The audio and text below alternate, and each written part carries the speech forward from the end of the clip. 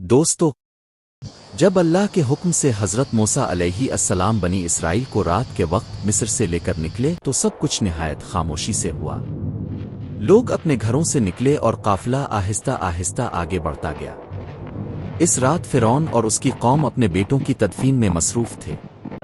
پچھلے دنوں اللہ کے بھیجے ہوئے عذاب نے ان کی اولادوں کو ہلاک کر دیا تھا۔ گھروں میں کوہرام مچا ہوا تھا۔ اس وقت بنی اسرائیل اپنے سامان سمیت مصر کو چھوڑ کر روانہ ہو گئے، اور فرعون کو اس کی خبر فوری طور پر نہ ہو سکی۔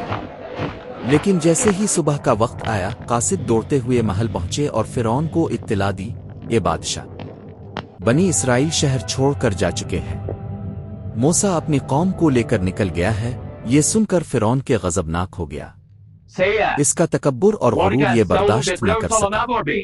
وہ غصے سے بولا، میری اجازت کے بغیر کوئی کیسے نکل سکتا ہے؟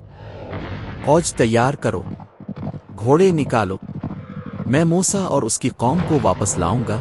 یوں فرعون نے بغیر وقت ضائع کیے اپنے لشکر کو تیار کیا اور بنی اسرائیل کے پیچھے نکل کھڑا ہوا۔ لیکن یہ وہ سفر تھا جس میں فرعون کی بادشاہت اور اس کی جان ہمیشہ کے لیے ڈوبنے والی تھی۔ جب بنی اسرائیل سمندر کے کنارے پہنچے تو جلد ہی فرعون اپنی فوج کے ساتھ وہاں پہنچ گیا۔ اب آگے پانی کی بے پناہ گہرائی اور پیچھے فرعون کی خونخوار فوج۔ تو لوگ ڈر گئے اور بعض نے کہا، ہائے موسیٰ، اب تو ہم پکڑے گئے۔ لیکن حضرت موسیٰ علیہ السلام نے پورے یقین کے ساتھ فرمایا، نہیں، میرا رب میرے ساتھ ہے، وہ مجھے راستہ دکھائے گا۔ پھر اللہ تعالیٰ نے حضرت موسیٰ علیہ السلام کو حکم دیا کہ اپنی لاٹھی سمندر پر مارے۔ جیسے ہی لاٹھی پانی پر لگی، ایک عظیم معجزہ رونما ہوا۔ سمندر کی لہریں دو طرف ہٹ گئیں اور بیچ میں ایک خشک راستہ نکل آیا۔ پانی دونوں طرف دیواروں کی طرح کھڑا ہو گیا۔ بنی اسرائیل خوشی اور حیرت کے ساتھ اس راستے پر چلنے لگے۔ ہر طرف اللہ کی قدرت کا جلوہ نظر آ رہا تھا۔ جب بنی اسرائیل آدھا راستہ طے کر چکے تھے تو فرعون اپنی پوری فوج کے ساتھ سمندر کے بیچ اتر گیا۔ اس کا غرور آسمان کو چھو رہا تھا۔ وہ ہنستا اور کہتا، دیکھو، موسیٰ کو بھاگنے کا راستہ مل گیا تو مجھے بھی راستہ مل گیا۔ لیکن اللہ کے فیصلے کا وقت آ پہنچا تھا۔ اچانک سمندر کا راستہ بند ہو گیا۔ دونوں طرف کی پانی کی دیواریں ایک دوسرے سے مل گئیں اور سمندر کی بے رحم موجیں فرعون اور اس کی فوج پر ٹوٹ پڑیں۔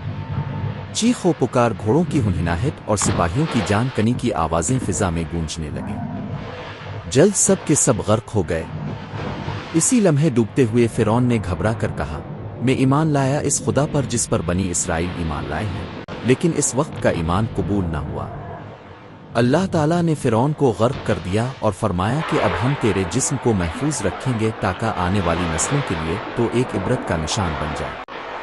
دوستو، یہ قصہ ہمیں ایک زبردست سبق دیتا ہے کہ انسان کتنا ہی طاقتور کیوں نہ ہو، اگر وہ تکبر کرے اور ظلم کرے تو اللہ کے عذاب سے نہیں بچ سکتا۔ کامیابی صرف ایمان اور اطاعت میں ہے۔ معلوماتی ویڈیوز کو سننے کے لیے چینل کو لائک، شیئر اور سبسکرائب کریں۔ بہت شکریہ۔ السلام علیکم۔